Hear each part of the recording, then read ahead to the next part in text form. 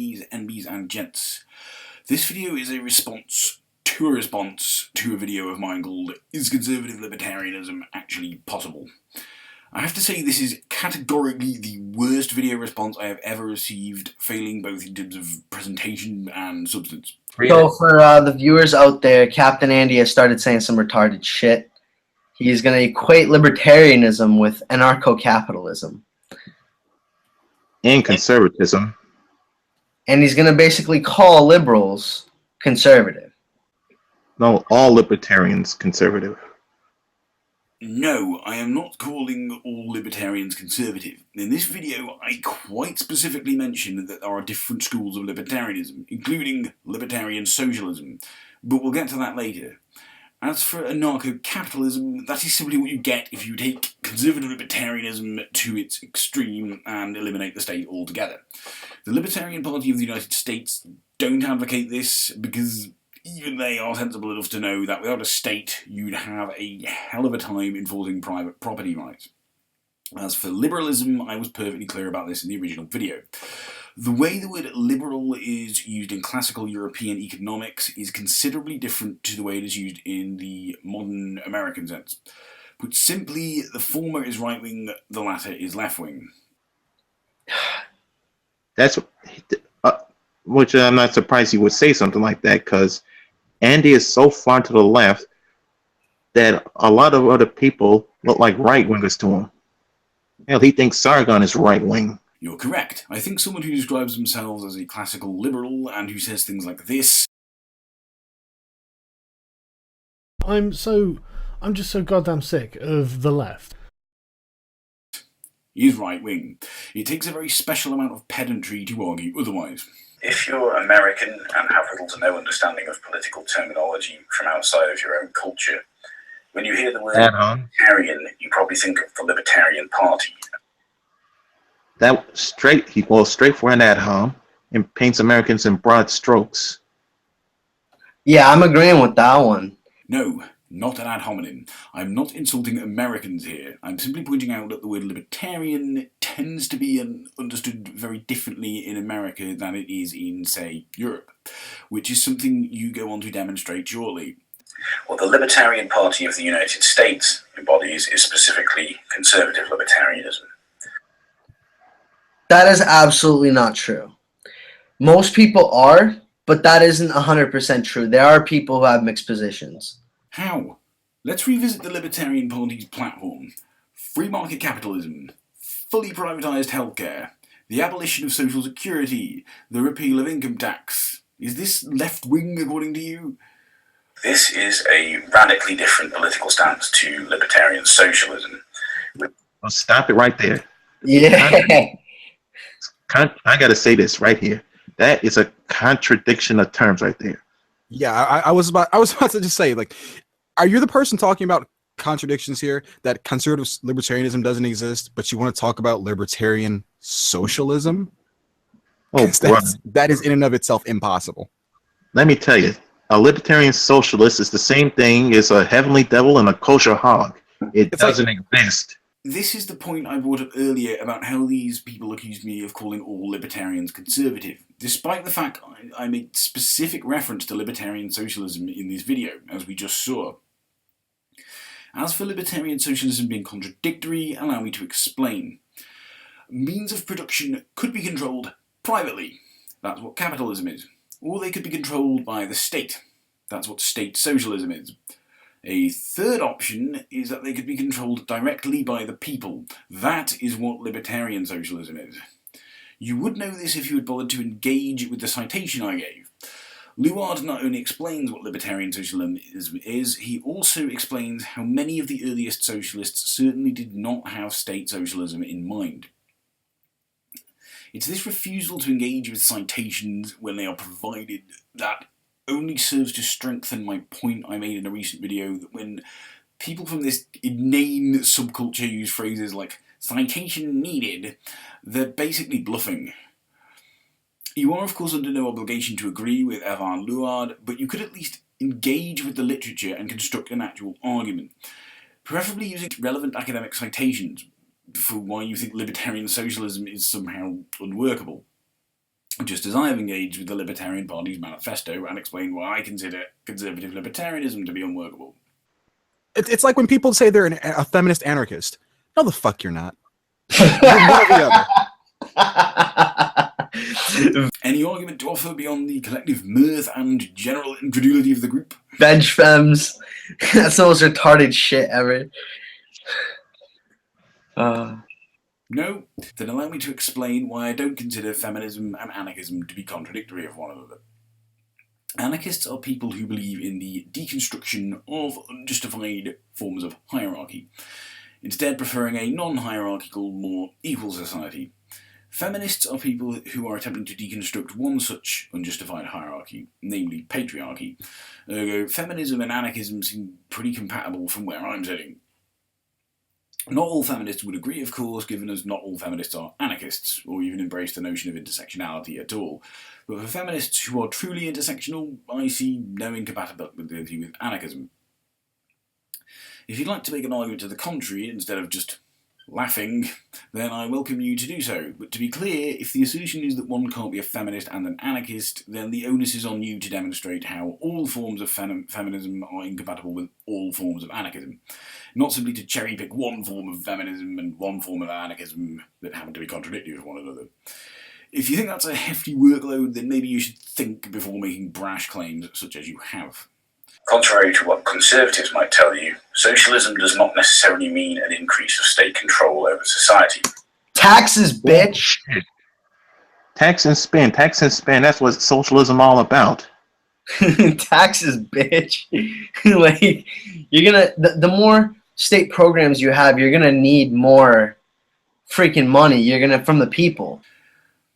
Again, you are wrongly assuming socialism means state socialism, despite the fact you are currently looking at a book with the words "Socialism Without the State" written in nice big friendly letters on the cover.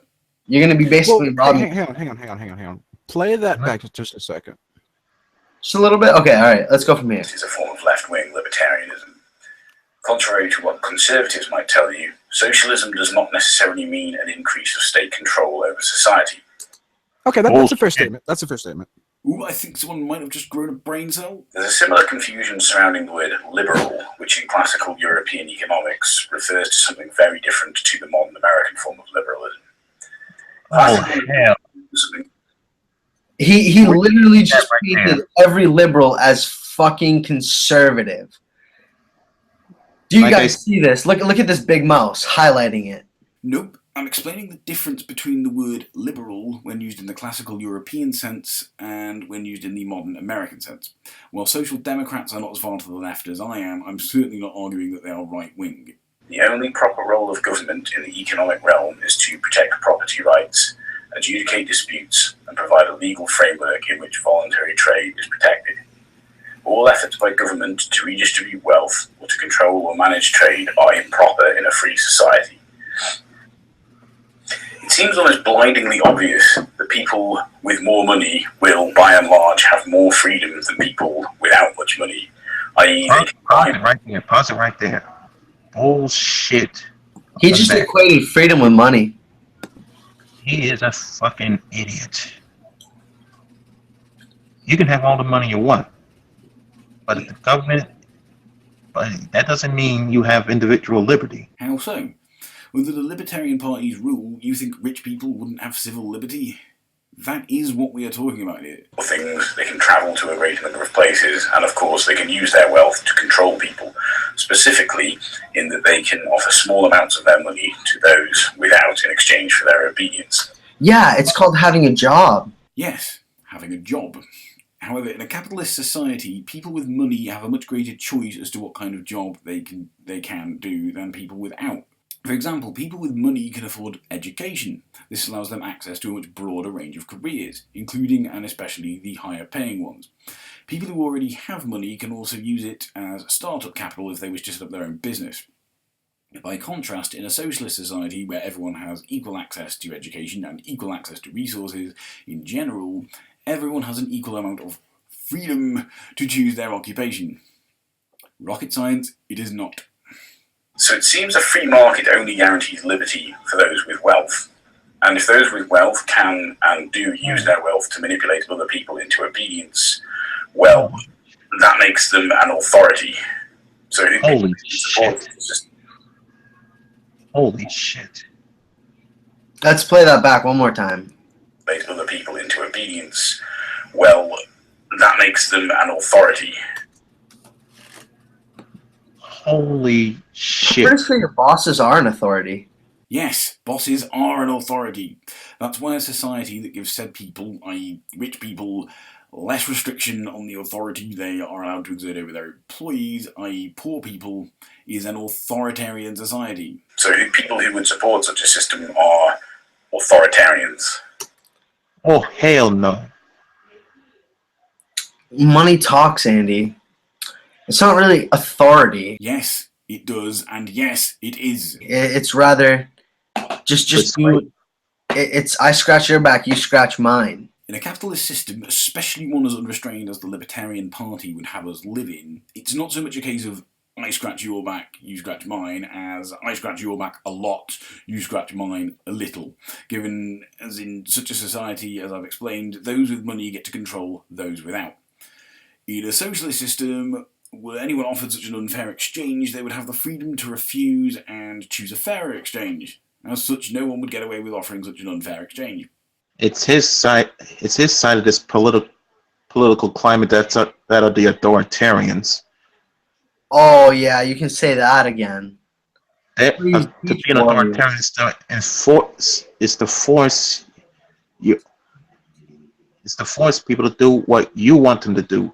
And much like your assertion that libertarian socialism is contradictory and feminism and anarchism are incompatible, can we have an argument, please? I mean, there's 3 of you. You'd think 3 people between them could put their heads together and construct an argument.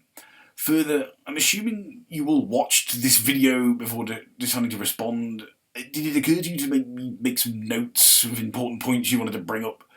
When you're paying someone to do something for you, you're not forcing them or arbitrating them in any way. You're giving them an incentive that they want. Example, if I give you this and you need it, so but I want you to do something for me before I give it to you. I'm not arbitrating anything. If 2 people need resources and only one of them has resources, the person with resources has the unjust ability to manipulate the other person. It becomes a case of do what I want or die. Give people access to resources as default, and they will not be vulnerable to such manipulation. Free market capitalists seem to either simply not care about people being manipulated, or are under the delusion that people with a monopoly over resources will just choose not to use that advantage to manipulate people out of the sheer goodness of their hearts. He's conflating wealth with power. And they're 2 separate things. Now, with wealth comes power, but that's just what money does. I know that's what money does. That's my argument. How is stating my argument refuting my argument? If wealth is power, then if you redistribute wealth evenly, then you have redistributed power evenly. Ergo, you have given everyone the same freedom. Dude, we got through the entire video, and it was so awful. Basically, he just kind of... Dude, he conflated, like, everything with itself. Conflated everything with itself. I mean, I don't expect anything different from Captain Andy. Have you seen any of his response videos to literally anyone or any other idea? I watched the 2-hour Sargon is a misogynist video. Oh my god. Make it all the way through with that one. Dude, I called him out. I left a video up, like, calling him out. Like, dude, if you have any nuts to defend that statement, fucking stream me, you retard. Never came back through with it. That's due in no small part to the fact that I'm not subscribed to you. I've watched a grand total of 2 videos by you. No. I think Captain Andy is a lot more illogical than TSF in general. Yeah, well, seeing as The Skeptic Feminist is a channel that promotes Islamophobia and generally rejects intersectionalism, and given as people such as yourselves use the word logical as though it means stuff you find agreeable, of course you're going to consider them to be more logical than I am. Not something I'm going to lose sleep over. At least the skeptic feminists will sit down and talk with MRAs and egalitarians. Andy won't. Andy just brushes them off as nothing more than a bunch of right-wing reactionaries. Well, yes, MRAs are a bunch of right-wing reactionaries, given as they spend the vast majority of their time reacting angrily to feminism and comparatively very little time actually advocating for the rights that men apparently don't have or are apparently in danger of losing. Have you ever noticed how groups such as the Good Men Project, for all their faults, don't spend their time reacting angrily to feminism and instead actually discuss men's issues? Have you ever noticed how they actually work with feminists rather than against them? That is the difference between being a progressive and being a reactionary. Reactionaries simply react to things. Progressives attempt to make progress. As for egalitarians, you don't know what an egalitarian is. Seeing as you've taken it upon yourself to declare various political philosophies as being contradictory of one another, I can certainly tell you that egalitarianism and anti-feminism are most certainly contradictory of one another. If you bother to check the Stanford Encyclopedia of Philosophy's entry on egalitarianism, for example, it details the various different schools of egalitarianism there are, none of which happen to be this gender egalitarianism we hear about within online anti-feminism. That is essentially just a more agreeable sounding name than anti-feminist or misogynist. If Captain Andy hears this, my question to you, Captain Andy, is this. Do you keep your head in your ass for warmth? No, I usually like to tuck it in my gut. Sometimes I find candy bars in there, but usually it's just old pieces of hair and some of my old hats. I'm sure that was probably hilarious. Alright, so I guess this was a good stream. No, this was an atrocious stream. There's been 3 of you, and not one of you has been able to construct a counter-argument beyond your own collective mirth, that appeals to personal incredulity, appeals to the very popular misconceptions that my original video was attempting to correct, and rather meaningless and unimaginative insults. In my video, like with a number of my more recent videos, I took the time to provide academic citations. If people choose to respond to such videos and offer counter-arguments, I expect them to do the same. At the very least, engage with the evidence I've provided so as you actually understand that which you're about to argue against. Hey, don't leave this after the stream's over. We're having an after party here. Sounds awesome.